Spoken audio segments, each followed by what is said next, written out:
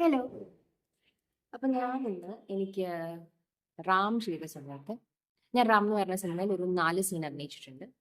പക്ഷെ ഈ 4 സീനും ലാൽ സാറുമായിട്ട് ഉള്ളൊരു 1-to-1 കമ്മ്യൂണിക്കേഷൻ ആണ്. എൻ്റെ വീട്ടിൽ സാറ് വരുന്നതും ആ, ഒരു മർഡറിനെ പറ്റി സംസാരിക്കാൻ വരും. അങ്ങനെ അപ്പൊ ഞാൻ അതിനെപ്പറ്റിയുള്ള എൻ്റെ അഭിപ്രായം പറഞ്ഞു. അങ്ങനത്തെ ഒരു സീനാണ്. ഞാൻ ഇത് ചെയ്യുന്ന സമയത്ത് എനിക്കൊരു നല്ല എക്സ്പീരിയൻസ് ഉണ്ടായിരുന്നു സാറുമായിട്ട്, മോഹൻലാൽ സാറുമായിട്ട്. ഈ ഷൂട്ട് എറണാകുളത്ത് തിരുവാങ്കുളം ഭാഗത്തൊരു വീട്ടിൽ വെച്ചിട്ട്, ഒരു വലിയ വീട്ടിൽ വെച്ചിട്ടാണ് ഷൂട്ട് നടക്കുന്നത്. അപ്പോൾ ഞാനന്ന് രാവിലെ ലൊക്കേഷനിൽ ചെന്നു. ആ, കുറച്ചൊരു 10-12 മണി സമയമൊക്കെ ആകുമ്പോൾ ലാൽ സാറ് വരും. അപ്പോൾ ലാൽ സാറ് വന്നപ്പോഴത്തേനും ഞാൻ ഗെറ്റപ്പ് ഒക്കെ റെഡിയായി. എനിക്കൊരു വിഡോയുടെ റോളാണ്. അപ്പോൾ ഞാൻ അങ്ങനെ ഗെറ്റപ്പ് റെഡിയായിട്ട് ഇരിക്കുകയാണ്. അപ്പൊ ഇത് പറയുമ്പോൾ റാം ഇനി എപ്പോൾ ഇറങ്ങും അതിന്റെ കാര്യങ്ങളൊന്നും അറിയില്ല. എനിക്കുണ്ടായൊരു ഓർമ്മ അങ്ങ് ഷെയർ ചെയ്യുന്നേ ഉള്ളൂ കേട്ടോ. അപ്പൊ ഞാൻ റെഡി ആയിട്ടിരിക്കുകയാണ്, ഡയലോഗ്സ് എല്ലാം പഠിച്ചിട്ട്. കാരണം ജിതു ചേട്ടൻ്റെ ഒക്കെ ലൊക്കേഷൻ അങ്ങനെയാണ്, നമ്മൾ ഡയലോഗ്സ് എല്ലാം ബൈ ഹാർട്ട് ചെയ്ത് ഇരിക്കണം. കാരണം ആർട്ടിസ്റ്റ് എല്ലാം ഫ്രെയിമിൽ വരുമ്പോൾ റെഡി ആയിരിക്കണം. അങ്ങനെയാണ് ഈ ജിതു ചേട്ടൻ്റെ ഒക്കെ ലൊക്കേഷനിലെ ഒരു രീതി. അപ്പോൾ ഞാൻ ഇങ്ങനെ ഒരു കൗച്ചിൽ, ഒരു എൽ ഷേപ്പുള്ള ഒരു കൗച്ചിന്റെ ഒരു എൻഡിൽ ലാൽ സാറും ഒരു എൻഡിൽ ഞാനും ഇരിക്കണം. സീൻ അങ്ങനെയാണ്. അപ്പൊ അങ്ങനെ ഇരിക്കുന്ന സമയത്ത് സാർ എന്നോട് ചോദിച്ചു, കണ്ടു നല്ല പരിചയം എന്ന് ലാൽ സാർ പറഞ്ഞു. അപ്പൊ ഞാൻ പറഞ്ഞു, സാർ ഞാൻ ബിഗ് ബ്രദറിലുണ്ട്. അതിന് മുന്നേ ജസ്റ്റ് സാർ ചെയ്ത പടം ബിഗ് ബ്രദറാണ്. ഞാൻ പറഞ്ഞു, സാർ ബിഗ് ബ്രദറിലുണ്ട്. അപ്പൊ എൻ്റെ സാർ ചോദിച്ചു, ആരായിട്ട്? ഞാൻ പറഞ്ഞു, ഞാൻ സാറിന്റെ അമ്മയായിട്ട് ബിഗ് ബ്രദറിലുണ്ട്. മരിച്ചു പോകുമല്ലേ, കുഞ്ഞിലെ മരിച്ചു പോകുകയാണല്ലോ. അപ്പോൾ ലാൽ സാറിന്റെ ചെറുപ്പത്തിലേ ഞാൻ മരിച്ചു പോകുകയാണല്ലോ. ഉടനെ ഞാൻ പറഞ്ഞു, അപ്പൊ സാർ അതാണ് എനിക്ക് നല്ല മുഖപരിചയം എന്ന് പറഞ്ഞു. അപ്പൊ ഞാൻ പറഞ്ഞു, അതെ സാർ. സാറിനോട് ചോദിച്ചു, പക്ഷെ ബിഗ് ബ്രദറിൽ വണ്ണം ഉണ്ടായിരുന്നു കുറച്ചുകൂടെ. അപ്പൊ ഇതാണ് റാമിന്റെ ഫോട്ടോ. ഇതാണ് റാമിലെ എൻ്റെ ഗെറ്റപ്പും റാമിൽ വെച്ചിട്ട് എടുത്ത ഫോട്ടോ ആണിത്. അപ്പോൾ ബിഗ് ബ്രദറിൽ എനിക്ക് വണ്ണം ഉണ്ടായിരുന്നു. ഞാൻ റാമിന്റെ സമയത്ത് നന്നേ ക്ഷീണിച്ചായിരുന്നു, നല്ലപോലെ ക്ഷീണിച്ചായിരുന്നു. റാമിൽ എനിക്ക് 61-62 കിലോ ഒക്കെ. ഇപ്പോൾ ഞാൻ വണ്ണം പെട്ടെന്ന് ഫ്ലക്ച്വേറ്റ് ചെയ്യുന്ന ഒരു ബോഡി പാറ്റേൺ ഉള്ള ആളാണ് ഞാൻ. അപ്പോൾ ഞാൻ പറഞ്ഞ സാർ വണ്ണം ഉണ്ടായിരുന്നു ബിഗ് ബ്രദറിൽ, വണ്ണം കുറച്ചു.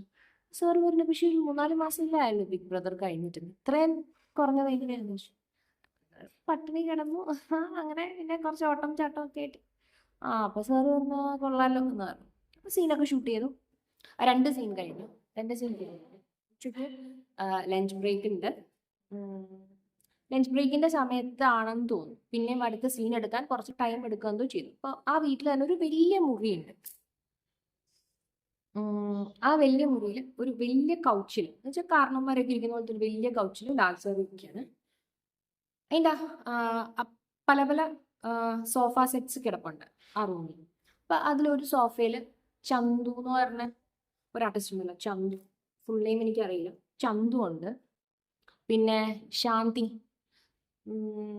നേരൊക്കെ സ്ക്രിപ്റ്റ് എഴുതിയ ശാന്തി, അങ്ങനെ കുറെ ആർട്ടിസ്റ്റ് നമ്മൾ ഇങ്ങനെ ഇരിക്കുകയാണ്. ഇടയ്ക്ക് കുറേ കുട്ടികൾ വന്ന് ലാൽ സാറിൻ്റെ കൂടെ ഫോട്ടോ എടുക്കും. ഈ വരുന്ന കുട്ടികൾക്ക് എല്ലാം ലാൽ സാർ ഫോട്ടോ എടുക്കാൻ നിന്ന് കൊടുക്കാറുണ്ട്.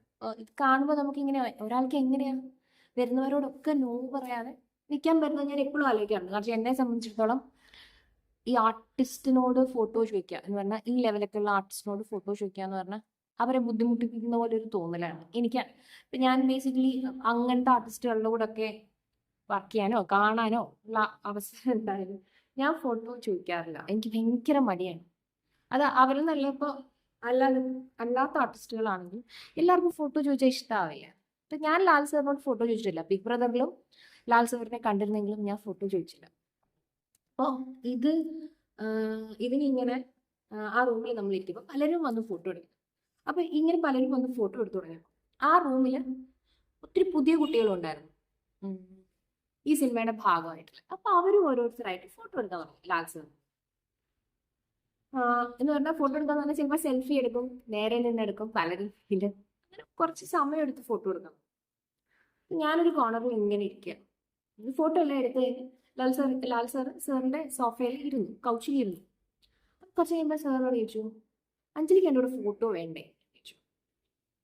അപ്പോൾ ഞാൻ പറഞ്ഞു ഫോട്ടോ വേണം സാർ എന്ന് പറഞ്ഞു. പിന്നെ അപ്പോൾ സാറ് പിന്നെന്താ ചോദിക്കാത്തെ എന്ന് പറഞ്ഞു. അപ്പോൾ ഞാൻ പറഞ്ഞു സാർ ഒത്തിരി നേരമായിട്ട് ഫോട്ടോ എടുക്കുന്നില്ലേ, വർക്കും ഉള്ളതല്ലേ, അപ്പം ഇങ്ങനെ ഫോട്ടോ എടുക്കാൻ നമുക്കതൊരു ബുദ്ധിമുട്ടല്ലേ, എനിക്ക് ചോദിക്കാൻ മടിയാണ്, ഞാൻ ചോദിക്കാഞ്ഞതാ. അപ്പൊ സാറ് എന്നോട് പറഞ്ഞു അതിനെന്താ, എനിക്ക് വേണമല്ലോ അഞ്ജലിയുടെ ഫോട്ടോ എന്ന് പറയും. അപ്പൊ ഞാൻ പെട്ടെന്ന് അയ്യോ, നമുക്ക് ചോദിക്കാൻ പറയായിട്ട് നമ്മൾ ചോദിക്കാതിരുന്നപ്പോ സാർ എന്നോട് പറയാം എനിക്ക് വേണമല്ലോ ഫോട്ടോ. സ്വാഭാവികമായിട്ടും അത്ര ആൾക്കാർ അവിടെ ഫോട്ടോ എടുക്കുമ്പോൾ സാർ ആലോചിക്കുന്നത് ബിഗ് ബ്രദറിലും ഞാൻ വർക്ക് ചെയ്തു, ഞാൻ ഫോട്ടോ ഒന്നും എടുത്തില്ല, അപ്പൊ എനിക്ക് വേണ്ടേ എന്നാണ് സാർ ചോദിക്കുന്നത്. ഞാൻ തരാനില്ല, ഞാൻ ഫോട്ടോ എടുക്കാൻ ഞാൻ റെഡി ആണല്ലോ. അപ്പൊ ഞാൻ പറഞ്ഞു സാർ എനിക്ക് വേണം ഫോട്ടോ എന്ന് പറഞ്ഞിട്ട് സാർ ചെന്ന് നിന്ന് എടുത്ത ഫോട്ടോ ആണ് ഈ ഫോട്ടോ.